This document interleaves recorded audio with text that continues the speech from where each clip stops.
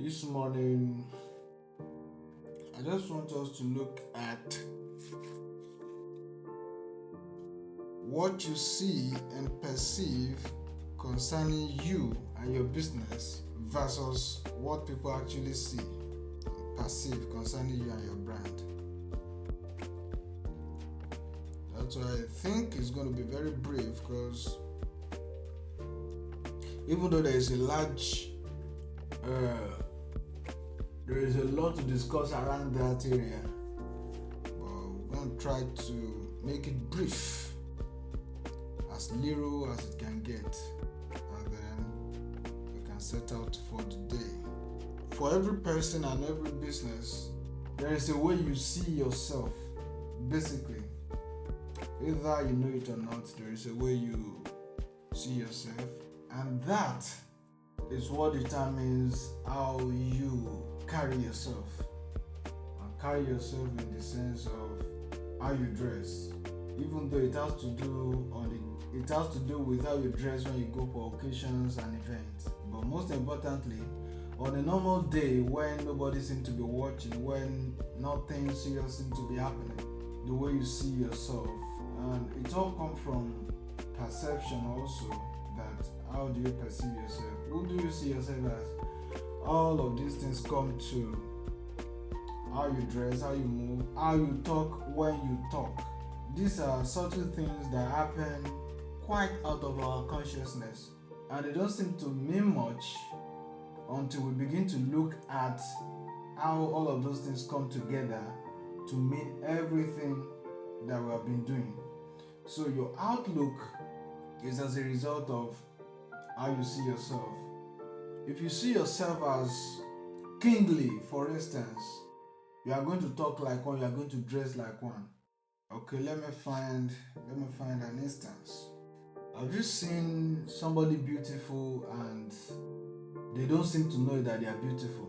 Or have you seen people that people admire, or someone that people seem to aspire to be like, and then they doubt themselves again and again? You are wondering why. Well, it all comes back to how they see themselves. So that perception, that self view determines a lot. It determines how you relate with people, what you discuss with people, and the kind of places you actually go at the end of the day. I was talking with a friend and we were talking about networking, going to a certain event, and I said, do you know that irrespective of who is in that event, irrespective of how free the networking may seem to be, there are people in that event that you cannot talk to. Not because there are protocols guiding you from talking to them or chatting with them, but because you have not seen yourself to have such a value that puts you on the same pedestal with them for you to be able to talk with those people. When you go to a tech event, for instance, and after they've discussed everything, you know that there's barely one or two people you can actually talk with, chat with there. And not because they are finer, better, but sometimes when you look at things, you see that if you want to discuss with these people, there is basically nothing you want to say you are offering. If you want to talk about business, you know it's not in good shape, so you cannot really tell them that you represent so business. If you want to talk of ideas, you know that the last time you actually do something serious was some time ago, so it's not tenable at this point in time. And then it makes networking difficult. Okay, but really at a point, and there are some other events where you are the one people are looking to come and meet. It's just the way it is. So until you have seen yourself to be valuable enough to a certain level, there are certain things you won't be able to do, certain people you won't be able to talk to, certain events you will attend and it will not add much to you apart from what is being said there. So what am I saying is your outlook, your outcome, and relationship first and foremost will be determined by how you see yourself, how you perceive yourself, to determine the kind of argument you get involved the things you do with people. So I basically just want us to take a time for self-examination. Look at yourself. Where am I falling short? And when you're looking at where you're falling short, it's not necessarily what skill you have or what skill you don't have. And it's not necessarily how much work you have done or that you have not been able to do. But it goes to, how do you really see yourself? Do you see yourself as capable, as worthy, as more than enough to talk to certain people, to get certain things done, to get involved in certain conversation, to get involved in certain kinds of business? Because if you see yourself more than enough, it becomes easy for you to talk. Okay, a friend of mine wants to start recording video for his business, and he said he has seen me make some video that I should guide him on what to do. It's not difficult to do because it's your business. I mean, nobody should know anything about the business more than you, because it's your business, it's your product. You now start to explain about the audience, what are they going to say, what are they going to feel, this and that. And then I asked him, I said, the people working with you, do you feel agitated to talk to them? He said no. I said, does it ever bother you to tell them the next thing you want to do in the business? He said no. I said, okay, we as friends, when we talk, does it ever bother you that what you're going to say is going to be wrong, or it's not going to be enough, or we're going to laugh at you, make jest of you, or think that you are inferior when you're talking to us? He said no. I said, so when you teach people what you know, how difficult is it for you to express it? He said, that's not difficult. He said, but this is different because there will be an audience, there will be this. I said, no. When you are recording your video, first of all, there's no audience. It's just you and probably your cameraman. If you won't be afraid to talk to your cameraman to explain your business to him, as you record the video, just do that as though you're talking to him, as though you're talking to a friend, as though you are talking about something that you're an authority in. And he said, okay, that's helpful. He went, gave it a try, said, okay, it wasn't easy, but he wasn't able to do it. This is somebody who will go out there, make presentations in front of companies, he will do some analysis and even show them what they're supposed to do. He will talk to even people that are bigger than him. Now, why is it that at the point where he's supposed to make a video is when he's having this problem? It's because he saw himself as inadequate to talk to a larger crowd, because this crowd is ferocious in the sense that if there's any error made, these people will blow you off the roof.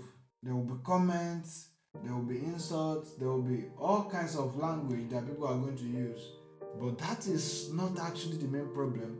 But the main problem is that he became conscious of the fact that he might just not be enough. He might just not have the right word to use for people to see what he's doing, or to see him as an authority in that particular field.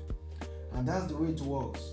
So when you talk about self-esteem, it usually goes beyond somebody just getting angry or being unable to speak out.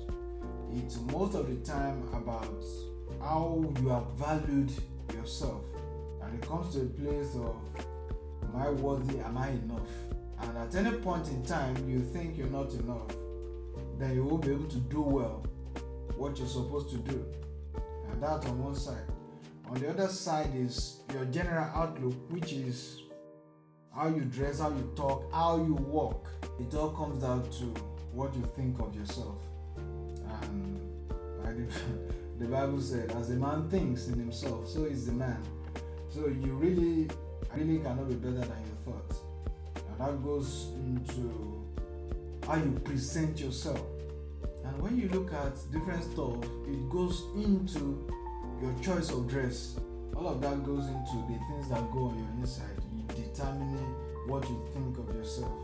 Some of us want to be prim and proper, everything fitted on point, because we also like to be precise on different other things we do, so that when you come in contact, you know that no, this one delivers, and that's what we do anytime, any day. So you can see that in our outlook, in our dressing, in our talk, and every other thing we do.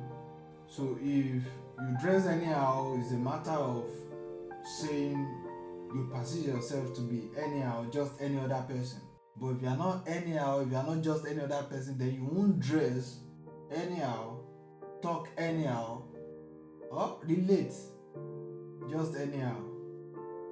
Now, this is not just about dressing or whatever it is. This is about self-worth, self-value, and perception, because it's going to rub on the service you render, is going to rub on the work you do, the business you do. And if that is not fixed, one can go through life, all his life, and still be falling short in that area. So all of this come back into how you're actually going to present your business also. Because if you see yourself to be worthy, you will demand a worthy compensation for the work you do. I don't know if I'm making sense. Now, to how people now perceive you, because those are actually two different things. It's like you thinking of yourself, I'm a kind person, and because you simply know how to set boundary, people see you as somebody who is not nice, you're not kind, you don't care. The whole of that may be a discussion for another time. But I simply want us to see this morning that there is a way you see yourself, then there is a way people see you. And the way people see you is determined by the outlook you have given yourself. And because of that, there are times where there will be discrepancies between what you think of yourself and what people think of you. And what people think of you is formed and framed, first of all, by the interpretation they have of the things you do and of how you dress, which in return is actually determined by the exposure they have and the background they have and the experience they've had. But in general terms, if you dress well, there's a way you are perceived. If you talk well, there's a way you are perceived. If you relate well, there's a way you are perceived. And if you wear certain kind of dress, you are perceived to be expensive. If you dress in certain way, you are perceived to be cheap. If you talk in certain way, you are perceived to be wise. If you talk in certain way, you are perceived to be almost wise or otherwise. In all of this, I'm just telling us to say that now, of all of this, as a business person who renders a service or sells product, people actually will not price you based on what you think of yourself. They will price you based on what they think of you. And that's why it's important that your outlook communicates what you think of yourself. So, in case you have not been conscious of this, what people simply take is how you appear, how you dress, how you talk is a reflection of who you think you are, and what they perceive of that determines how they address you, do business with you, and value you. So therefore, my charge and exhortation today is saying that look at yourself and see if the way you appear, the way you talk, the way you dress, the way you do things truly communicates you at the core. Does it truly communicate who you think you are, who you think of yourself, what you think of yourself?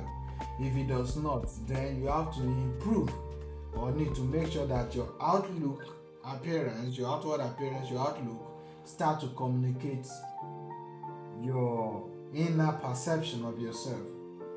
So that when people see you on the outside, they can make a right judgment of you, such that when you do business with them, they don't price you against your true value. I don't know if that makes sense, but that's as little as I want to share with us today. Let your outlook, your dressing, your speech, your talk, your work, let it communicate your inner values as you perceive yourself to be. So while I was in school, there was this boy that a friend of mine sent to come and stay with me over for the night because he was going to write this post UTME then. So when we spoke on phone about how he's going to get to school, how he's going to get to where I was, and then he was saying yes sir, and everything like that. When he came, of course he didn't remove the yes sir, but he got to a point and he asked like, when he heard my voice, he was thinking I'm somebody huge, somebody tall, somebody big, and but when he saw me, I was like, this one is supposed to be a boy with this stature. But that's just the reality of life. When people hear you, when they see you, they quickly make a picture, a mental picture of you, who you are, what you be, what you worth, and different other things like that. And that's why it's important that we pay attention to how we look, because people perceive it to communicate our inner perception of ourselves and the things that we do. So I just want us to bridge that gap today. Look at yourself. If your dressing, your speech, your presentation is not really communicating what you think you're worth on the inside, it's time to start working on that and make sure your outside and your inside match up. Thank you for coming to